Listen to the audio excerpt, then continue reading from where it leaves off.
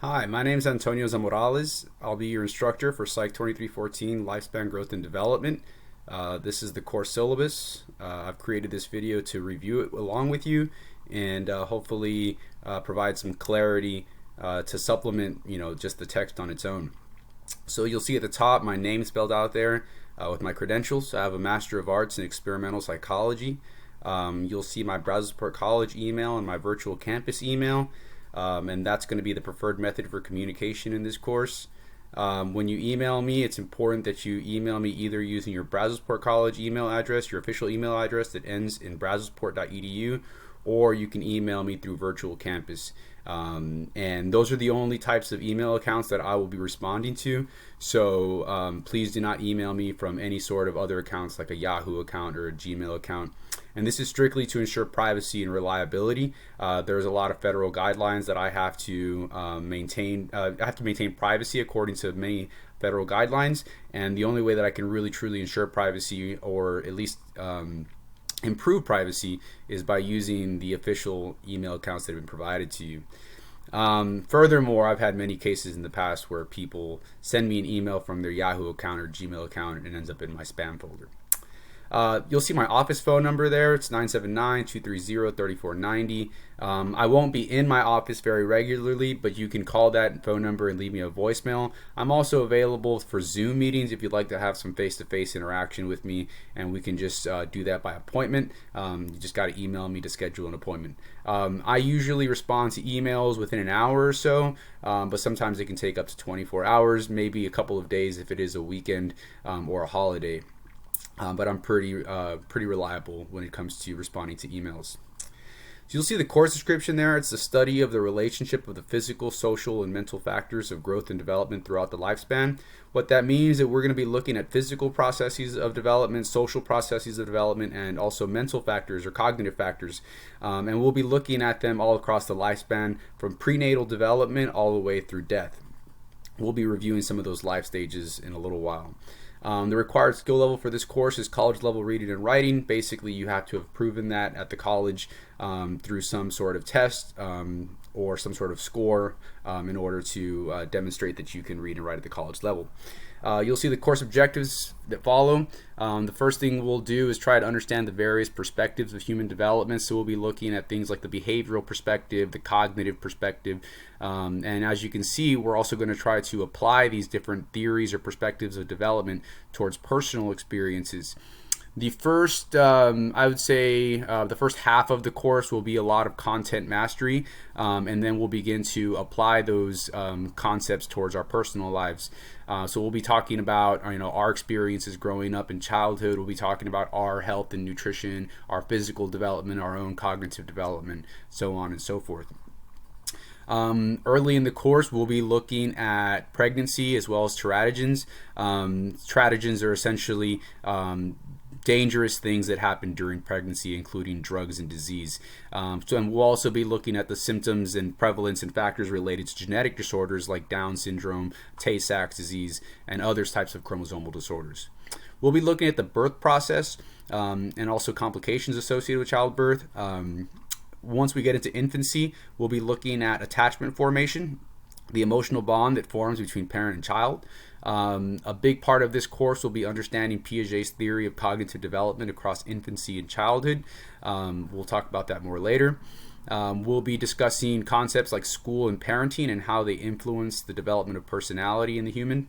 We'll be looking at physical, social, and psychological transitions into adulthood through adolescence. We'll be looking at the process of becoming an adult. Many people taking this class are probably between the ages of 17 and 20, and for many of you, you're basically in a transitional stage of entering adulthood, and we'll talk about what that means later on in this course.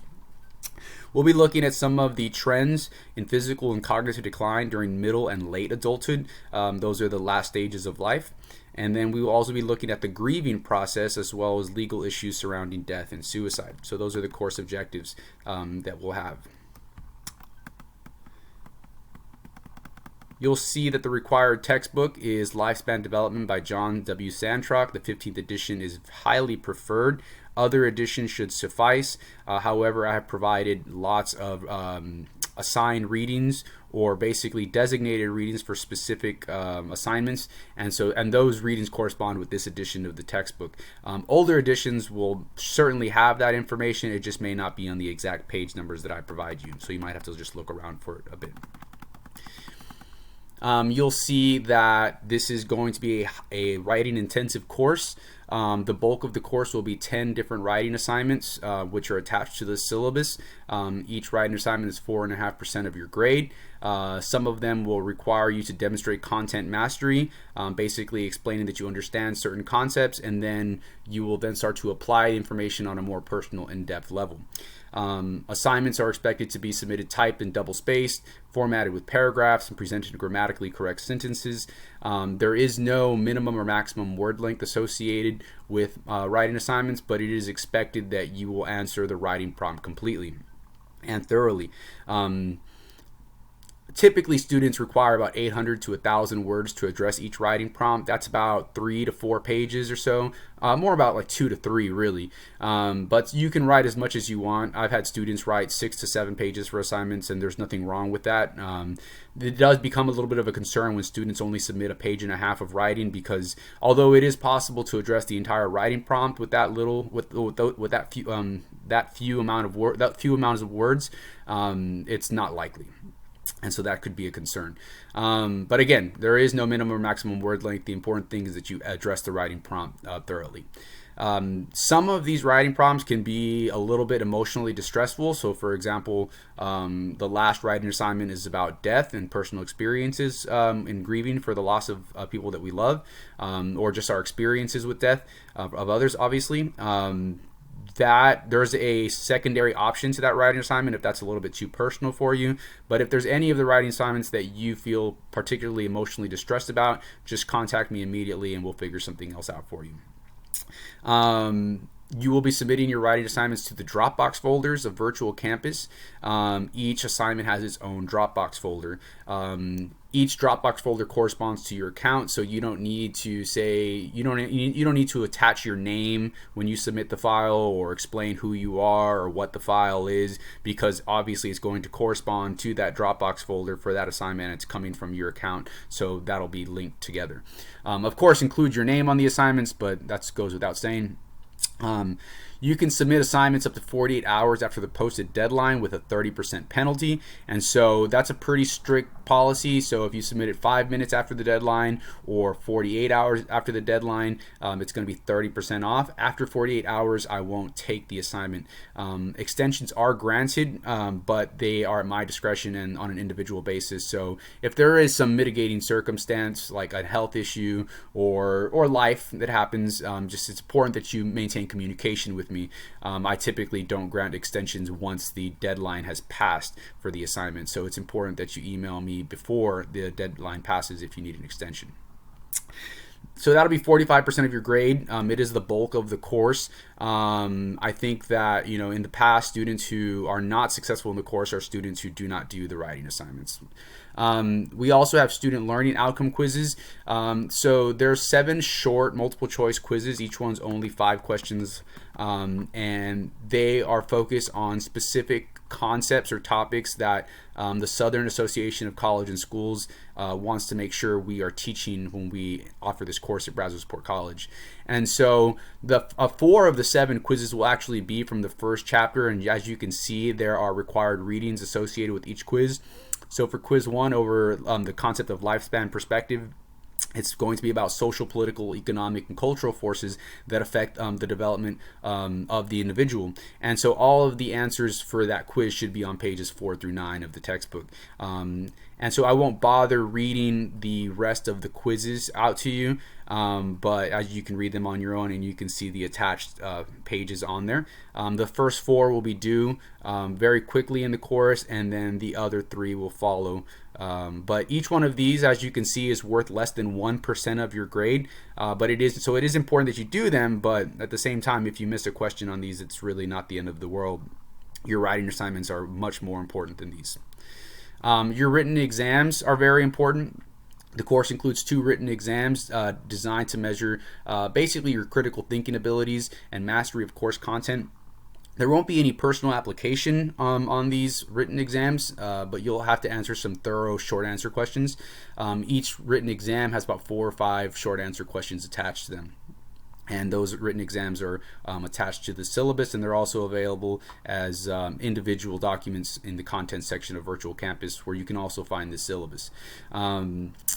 Again, there is a 30% penalty for written exam submitted late, except with written exam, there's only a 24-hour deadline because the last written exam is due very close to when grades are due, and so I can't really be waiting 48 hours for students to turn in their written exams, especially when they're weighted so heavily. It's very important that you don't turn these in late, because each exam weighs 10% of your grade, and so you don't want to be docked with a 30% penalty right off the bat by turning it in late. There's 5 multiple choice exams in the course. The multiple choice exams are found in the quizzes section of Virtual Campus, just where same as where the SLO quizzes are found, and it's the same. All the quizzes and all the exams are multiple choice exams, or multiple choice, obviously. As you can see, there's 5 of them, and they're broken up into sections of the textbook. The last exam is cumulative, which means that it covers the entire course. Each multiple choice exam is worth 4% of your final grade. They are timed as well, so it's very important to understand that the multiple choice exams and the multiple choice quizzes are timed, and once you begin them, you must complete them. You cannot begin the exam or begin the quiz and then exit the exam or exit the quiz and expect to be able to return to them, because the timer will continue even though you are not logged in. There's also going to be a discussion section in Virtual Campus. Discussions will be 10% of your grade. There's 10 discussions, so each discussion is worth 1% of your grade. You should be contributing to each discussion by creating an individual response to the topic.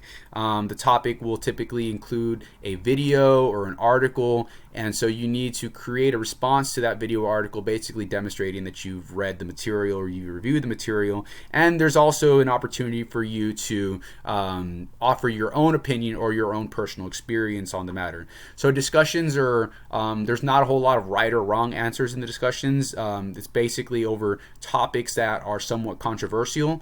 So things like abortion, things like physician-assisted suicide, and so I'll provide some material for you to review, and then you can offer your perspective on the material or offer your experience on the issue. And then part of the discussions is also you must respond to someone else's post as well. And so in order to receive full credit for a discussion thread, you need to create your own post, and then you also need to reply to someone else's.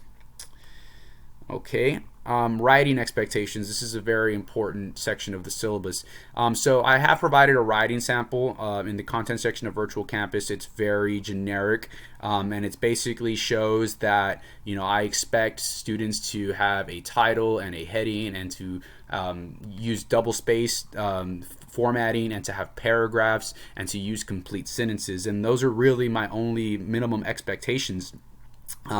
However, in the past, I've had many students who don't meet these basic minimum expectations, and so I have to refer them to the Brazosport College Writing Center. And so if you submit an assignment that contains tons of run-on sentences and doesn't include, it's 3 pages combined into 1 paragraph, and it's not double spaced, and it's very difficult to read because there's a major lack of punctuation and grammar, in that case, you will be expected to submit your document to the Brazosport College Writing Center and have them assess it, and then you can resubmit it with a 30% penalty. From that point forward, however, you will have to have every written assignment and written exam assessed by a member of the Writing Center prior to submission. Because what ends up happening is, in the past, I've had a student submit a paper that is, below the minimum expectations of college level writing, and I have them take it to the Writing Center, and then their next assignment is just as bad, and we go through the same process over and over again. So it's not something that you should fear out of typos and that kind of stuff. I understand that we miss commas and we may misspell a word, but it's expected that we all have Microsoft Word, and we all have spell check, and we all take the effort to capitalize pronouns and such, so on and so forth. If you have any concerns about your writing abilities, I highly recommend that you submit your first writing assignment to the Writing Center, and they may go ahead and tell you that there's nothing wrong with it. There's very few things wrong with it, and from that point forward, you should feel pretty comfortable submitting your writing assignments and your written exams without having them checked by the Writing Center. But if writing is something that you fear and something that you don't feel good about, and maybe it's something you haven't done in a long time, then this may be an issue for you. Academic honesty. This is also a very serious matter. So this course I've offered this course at Brazosport College for about 7 years now, and for the past 5 or so, it's been pretty consistent. There hasn't been a whole lot of changes to this course, and obviously it being a small town, you may know someone who has taken this class with me, and so they may have the writing assignments completed, or they may have the written exams completed, and it's very important that you do not submit other people's work as your own, because the consequence of this is, at the very minimum, a 0 for the assignment with the possibility of an automatic F for the final grade. And so let's say in theory you were to submit a paper that that someone else wrote last semester or a year ago for my class, and you just changed the name, or you maybe even just took an entire paragraph and submitted it as your own writing. I consider that a pretty egregious offense, and so that would be an automatic F in the course. It wouldn't matter how much work you've completed or how early it is in the semester, how late it is in the semester, you would just earn an F in the course. Many students are surprised to learn that this is actually a fairly common issue. I mean, this happens, I would probably say, at least once a semester. I have to basically give, I would say not at least, but about once a semester. Sometimes there's a semester that goes by where I don't have any issues, but I can usually bet that even with this lecture and with this information provided, a student will either submit an assignment that was written by somebody else, or they'll copy and paste a document from the internet, or they will submit a paper that was obviously purchased from the internet. And although those are slightly harder to prove as plagiarism, it's pretty evident when I'm able to compare that writing to the writing that you provide in your discussions, for example. So just be honest with your work. I don't believe that the course is extremely challenging. It is challenging, but for the most part, it's one of those courses that if you put forth a genuine effort and you do the work, you'll be fine. The grading policy is as follows. It's pretty straightforward. 89.5 average will get you an A, 79.5 gets you a B, so on and so forth. Withdrawal policy, I don't withdraw students on my own, so that's something that students need to take into their own hands. I'm happy to consult a student if they are curious as to whether or not, let's say they really need to get an A in the class, but they missed a couple of assignments and they want to know whether or not an A is possible in the class anymore. I'm happy to have that conversation with the student on an individual basis, but I won't be filling out any paperwork for them to have them withdrawn from the class. Students with disabilities, if you have any documented disabilities, whether they be learning disabilities, I'm not sure physical disabilities will be an issue since this class is online, but if you have any learning disabilities that require any sort of accommodation, you need to contact Phil Robertson, our special populations counselor, and I'll work with him to ensure that you have the appropriate accommodations so that way you can be successful in the course. This being an online class, technical issues are likely to arise, and so if you do have a technical issue, it's important that you contact the IT department immediately. You can just email them at helpdesk@brazosport.edu. Sometimes they get very busy. Obviously, with many classes being online, they will be very busy, so it's important to email them as soon as possible so they can create a work order and get your issue resolved fairly quickly. Their phone number is also provided. The Title IX statement that follows is basically stating that me as an employee or anyone else at the college is not allowed to discriminate against any of our students for their sex, their gender, their sexual orientation, gender identity, and gender expression. And so in this class, we will be discussing concepts like sex, gender, sexual orientation, and gender identity, and gender expression. And so it's important that you feel comfortable discussing these issues not only with me, but with other students as well. Because discrimination is basically just not allowed, and that won't be. But if that does occur, if you ever do feel discriminated against, the contact information is right here, so you can file a complaint. So this is the course outline. As you can see, the first lesson is an introduction. The first lesson, the introduction, is actually the largest chapter of the textbook, or the largest lesson. It contains a lot of information, and it establishes the importance of the course. It establishes some of the contemporary concerns in the field, and also establishes different processes and periods and issues in development. I'll obviously be creating another lecture that's going to go into more detail about all of these topics, but if you look through these different lessons, just kind of skim this material, you'll see some terms that might make sense to you. Like you may have heard of theorists like Freud and Erikson and Piaget. We'll be reviewing them in chapter 1. So if you've taken general psychology, that should be of some assistance to you. In lesson 2, we'll be talking about prenatal development and biological beginnings.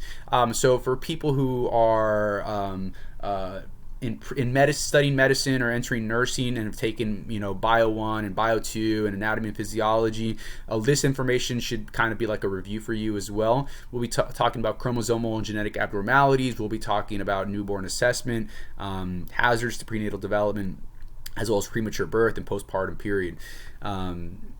Then, once we get out of lesson 2, we'll start addressing each stage of life, and we'll be addressing the physical, cognitive, and social developments associated with that stage. So we'll begin with infancy. Some of the topics we'll discuss in infancy are things like growth patterns, breastfeeding, language development, attachment. When we get to early childhood, we'll talk about early childhood education, moral development, gender development, parenting. In middle childhood, we'll talk about gender development again. We'll look at intelligence testing, children with disabilities, general brain development. And as you can see, we'll be discussing Piaget in all 3 of these stages: infancy, early childhood, and middle childhood. In lesson 6 in adolescence, we'll be talking about topics like puberty, sexuality, substance abuse, eating disorders, juvenile delinquency. In early adulthood, which many of us are in or are about to enter, we'll be looking at things like general health, sexuality, careers, marriage. In middle adulthood, we'll continue to discuss marriage as well as divorce. We'll talk about stress and career growth. We'll talk about personality types. In lesson 9, late adulthood, we'll look at topics like life expectancy, aging, mental health, physical health, decline in physical health, topics like retirement, grandparenting, and successful aging. Basically, how to make sure that when you reach the age of 70, you're healthy and happy. And then the last chapter, we'll be looking at death and the grieving process. So we'll be looking at Kubler-Ross's stages of dying and grieving. We'll be looking at some of the decisions regarding death and healthcare, like physician-assisted suicide. So that'll be a really interesting chapter as well. Essentially, this class, anything that has to do with life, this class addresses. The writing assignments are attached to the syllabus, but I think I'm going to create a different video for that. So that kind of concludes the syllabus review. As you can see, we discussed the course outline. We talked about some of the major pieces of information that you need to be familiar with in order to be successful in the class. We talked about the weight of all your assignments and your exams and your quizzes. Of course, many of you want to make sure how you're going to earn your grade and be comfortable and familiar with that. We addressed late work policy. We just established what the required textbook is. And then, of course, there's my contact information. So hopefully this was of some help to you. It might have gone a little longer than you would have hoped for, but the syllabus is a very important piece of information. And again, if you have any questions throughout the course, many of those questions will be answered by this syllabus, but of course I'm happy to respond to your emails. So that's it. That's the syllabus.